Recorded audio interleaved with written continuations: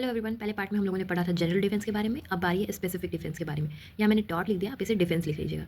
ये देखिए कुछ पार्ट्स में है, negligence, assault, nervous shock, false imprisonment, nuisance, defamation, trespass. इसके बाद हम सबको एक एक करके पढ़ेंगे। जैसे पहला है negligence. It means doing of something which is prudent person would not do, और the failure to do something which a reasonable person prudent person would do under the like circumstances. पहली बात तो नेग्लिजेंस का मतलब होता है लापरवाही। और ये क्या बोला है कि लापरवाही एक ऐसी चीज़ है या ऐसा कुछ है जो कि कोई समझदार इंसान नहीं करता है। अगर करता भी है तो कुछ ऐसा सर्कमस्टांस होगा कि जिसके अंदर उसको चूक हो जाती है, उससे उसको करना पड़ जाता है। जैसे सुप्रीम कोर्ट ने Jacob Matthew versus state of Punjab 2005 इसमें कहा था कि नेग्लिजेंस क्या है, एक ब्रीच ऑफ ड्यूटी है जो कि कोई भी रिजनेबल मैन तभी करता है जब उससे कोई चूक हो जाती है किसी चीज़ में। ये नेग्लिजेंस के कुछ एसेंशियल्स है 3। फिर उससे रिलेटेड कुछ केस लॉज। देन उसके बाद कुछ इंपॉर्टेंट कॉन्सेप्ट को हम देखते हैं, जिसमें पहला है डॉक्ट्रिन ऑफ रेस इप्सा लॉक्टर, जिसमें है the things speak for itself. जो भी चीज़ें होंगी वो अपने आप बयां करेंगी उस सर्कमस्टांसेस को, जो कि रूल ऑफ एविडेंस में काम आता है। फिर नेक्स्ट है कॉन्ट्रीब्यूटरी एंड कंपोजिट नेग्लिजेंस, जिसमें हम पहला पढ़ेंगे contributory. When plaintiff by his own negligence contribute to the damage of cause by the negligence of defendant, it is called a case of contributory negligence. इसका मतलब ये है कि अगर कोई डिफेंडेंट जो है वो कोई डैमेज कॉज किया अपनी नेग्लिजेंस की वजह से, अपनी लापरवाही की वजह से, फिर प्लेंटिव भी कुछ ऐसा कर देता है लापरवाही जिससे वो उसमें कंट्रीब्यूट कर ले रहा है, तो दोनों मिलकर कंट्रीब्यूट कर दिए थोड़ा थोड़ा, तो उसे कॉन्ट्रीब्यूटरी नेग्लिजेंस कहा जाएगा। ऐसे कुछ केस लॉज है। देन इसके बाद एक पॉइंट है last opportunity rule. According to this rule the person who had the last opportunity to avoid the accident should be liable for the loss. इसका मतलब है कि कोई भी ऐसा पर्सन था जिसके पास लास्ट अपॉर्चुनिटी थी कि वो अवॉइड कर सकता था एक्सीडेंट होने से, लेकिन वो नहीं कर पाया, तो वो लाइबल होगा लॉस के। जैसे दो गाड़ियाँ आमने सामने से आ रही थी, पहले वाले का ब्रेक फेल हो गया था, पर जो दूसरा सामने से आ रहा था उसके पास अपॉर्चुनिटी था कि वो ब्रेक लगा सकता था या फिर दूसरी डायरेक्शन में मोड़ सकता था, पर वो नहीं किया, तो इसलिए वो लाइबल भी होगा। हालांकि इंडिया में ऐसा कोई सेंट्रल लेजिस्लेशन या एक्ट इसके लिए इनेक्ट नहीं हुआ है, लेकिन केरला जो है वहाँ पर इनेक्ट किया गया था, केरला टॉट मिसलेनियस प्रोविजंस एक्ट 1976। देन आते हैं कंपोजिट नेग्लिजेंस, जिसमें कहा है when negligence of 2 or more person result in the damage of the third person then it is said to be composite negligence. इसका मतलब है कि अगर दो से ज़्यादा लोग कोई ऐसा डैमेज कॉज करें जिससे तीसरे पर्सन को डैमेज हो जाए, तो उसे कंपोजिट नेग्लिजेंस कहा जाएगा। फिर उसके बाद है नर्वस शॉक, जिसका है conduct cause mental harm, there must be actual और constructive intent to cause psychological harm. जैसे आप मजाक मजाक में किसी को कह देते जा करके कि आपके फादर की डेथ हो गई है, पर ऐसा कुछ हुआ नहीं था, और जिसे आपने कहा उसे इतना शॉक हुआ कि उसे हार्ट अटैक आ गया या फिर वो बेहोश हो गई, तो उसे नर्वस शॉक आ जाएगा। फिर नेक्स्ट है हमारा न्यूसेंस, जो कि विनफिल ने कहा था an unlawful interference with a person's use और एंजॉयमेंट ऑफ लैंड और some right act interfering with the comfort health और सेफ्टीज़। इसका मतलब है कि इंटरफेयर करना, आप किसी के भी इंजॉयमेंट में, कोई भी पर्सनल लाइफ है या कोई भी लैंड है उनका, उसमें आप जाकर दखल अंदाजी कर रहे हैं, तो उसे न्यूसेंस कहा जाएगा। फिर न्यूसेंस के कुछ काइंड्स है, जिसमें पहला है पब्लिक न्यूसेंस, दूसरा है प्राइवेट न्यूसेंस। पब्लिक न्यूसेंस जो होता है वो क्राइम होता है, जो पब्लिक एट लार्ज के खिलाफ मैंने अपोजिट में आप करते हैं, जो अफेक्ट करता है पब्लिक को।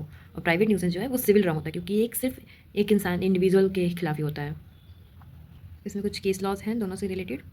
फिर उसके बाद आता है defamation, injury to another's person's reputation without any lawful justification. इसका मतलब क्या है कि मानहानि करना, किसी भी पर्सन के रेपुटेशन को मानहानि करना, उसको ठेस पहुंचाना, उसको डेफेमेशन कहा जाएगा। इसका 3 इसेंशियल्स है। पहला statement must be defamatory, statement ऐसा हो जिससे मानहानि हो। फिर statement must refer to the plaintiff, जो प्लेंटिफ हो उसे ही रेफर किया जा रहा हो वो स्टेटमेंट। और स्टेटमेंट मस्ट बी पब्लिश, जो भी स्टेटमेंट है वो पब्लिश हो। फिर उसका एक केस है डिक्सन वर्सेस होल्डन। फिर उसके टाइप्स है, पहला है स्लैंडर और दूसरा है लिबेल। स्लैंडर क्या है, जो सुना गया हो। इसे याद कैसे रखेंगे, जैसे स्लैंडर क्लास में ई आ रहा है ईयर, वैसे ही सुनने वाला ईयर। और लेबल को कैसे याद रखेंगे, लेबल में ई आता है तो उसे आई यानी देखा हुआ। स्लैंडर क्या है, स्पोकन बाय वर्ड्स और गेस्चर। और लेबल क्या है, जो परमानेंट फॉर्म में हो, यानी रिटन हो या फिर प्रिंट हो या पब्लिश हो। इसके आप कुछ केस लॉज देख सकते हैं। इसमें एक छोटा सा पॉइंट है इंडो। इसका मतलब है it is a statement which is prima facie innocent but it has latent और secondary meaning which is defamatory. ये जो आप टॉन्ट मारते हैं ना, जैसे बोलते लोग कि टॉन्ट मार रहे हैं वो, या ऐसे ही व्यंग में बोल रहे हैं। फिर नेक्स्ट हमारा आता है trespass to person and property, a direct physical interference with the plaintiff's possession of land through some material और टेंजिबल ऑब्जेक्ट। कोई भी ऐसा लैंड जो कि किसी भी पर्सन के पोजीशन में है, आप उसमें ज़बरदस्ती घुसते हैं बिना उससे पूछे, तो उसे ट्रेसपास कहते हैं। और ये देखिए ट्रेसपास 3 तरह का होता है, एक तो trespass to person, trespass to land और ट्रेसपास टू गुड्स। जिसमें हम वेरी इंपॉर्टेंट पढ़ने वाले हैं ट्रेसपास टू पर्सन, जिसमें आपको पढ़ने को मिलेगा battery, assault, false imprisonment. Battery क्या है, use of a force without lawful justification. Assault क्या है, reasonable apprehension to harm plaintiff. False imprisonment क्या है, total restraint on liberty of a person without lawful justification. Battery क्या है कि force के साथ मतलब मारपीट करना, बैटरी का मतलब ये होता है। असॉल्ट क्या है कि प्लेंटिफ को हार्म पहुँचाना, ये हमला करना। और फ़ॉल्स इम्प्रिजनमेंट क्या है कि मतलब गलत तरीके से उसे पकड़ करके कैद कर लेना, टोटली रिस्ट्रेन कर देना उसकी लिबर्टी को। फिर उसके बाद ट्रेसपास ऑफ टू पर्सन का रेमेडी है कुछ, action for damage habeas corpus self help.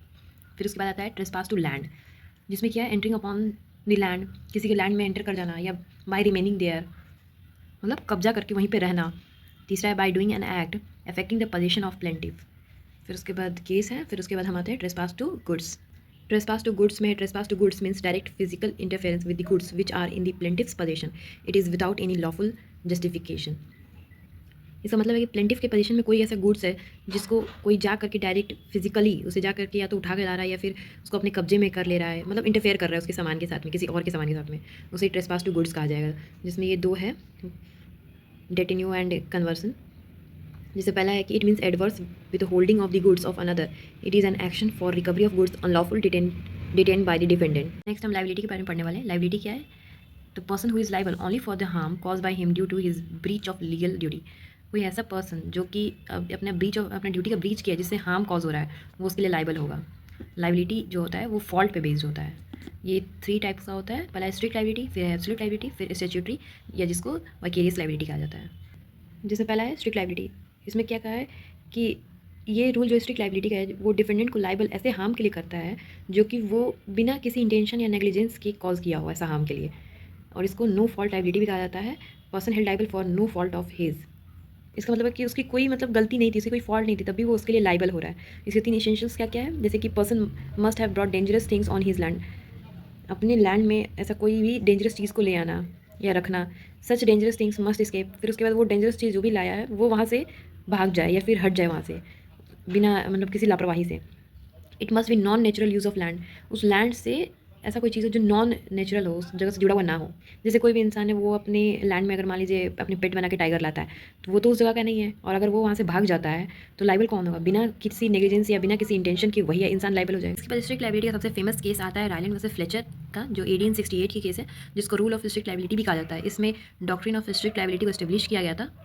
इस केस में रायलैंड जो होता है वो अपने लैंड में वाटर रिजर्वर बनाने के लिए एक इंडिपेंडेंट कॉन्ट्रैक्टर को कॉन्ट्रैक्ट देता है कि वो एक वाटर रिजर्वर बना दे जिससे उसकी मिल के लिए वाटर सप्लाई हो सके।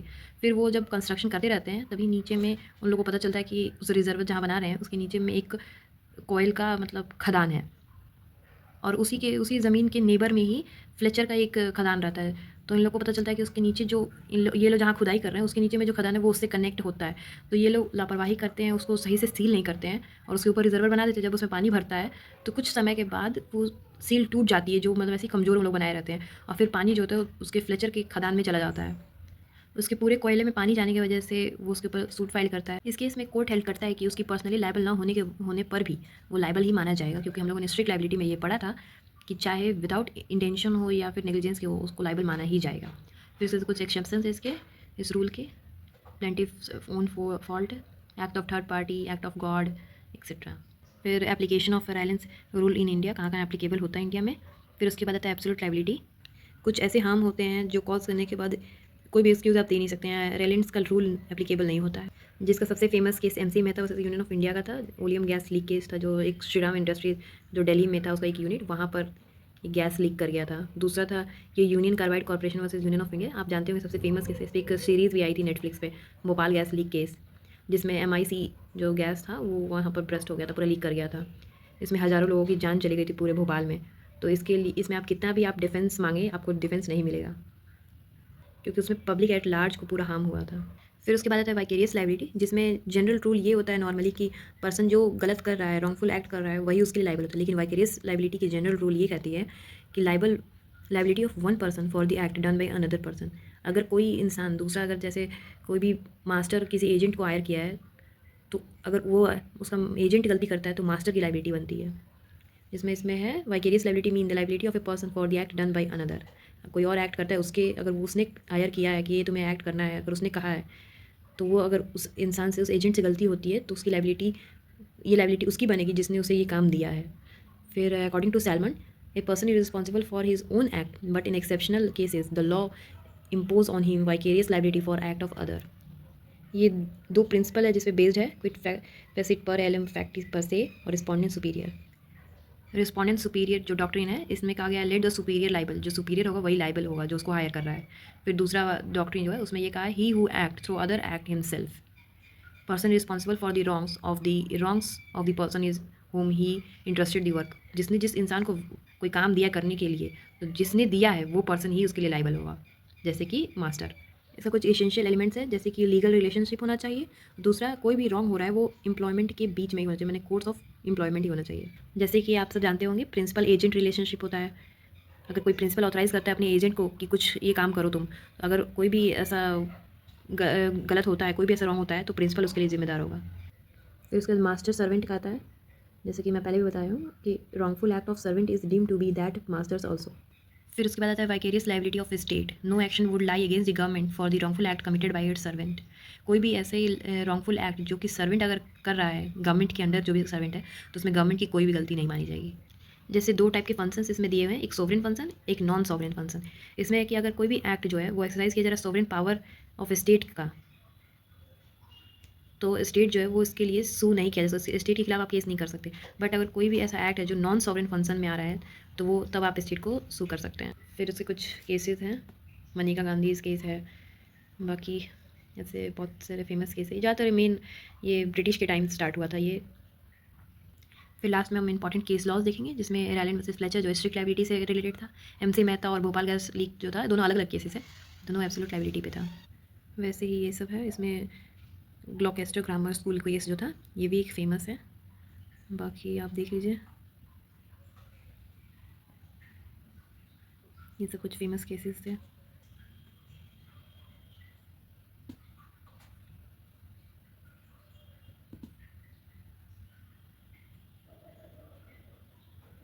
फिर इसमें 2 फेमस थ्योरीज़ है जिसे आप डिबेट भी कह सकते हैं, जिसमें पहला है विनफील्ड का थ्योरी, लॉ ऑफ टॉट, और दूसरा है सैलमन का लॉ ऑफ टॉट्स। एक एस का फ़र्क है दोनों में। विनफील्ड क्या बोलते हैं, फ़र्क इतना है कि विनफील्ड बोलते हैं जो भी रॉन्ग होगा, law of taught means every wrongful act for which there is no justification should be treated as taught. जितने भी रॉन्गफुल एक्ट होंगे जिसमें जस्टिफिकेशन नहीं होगा वो सबको टॉट ही माना जाएगा। ये अपनी बुक लॉ ऑफ टॉट में बोले थे।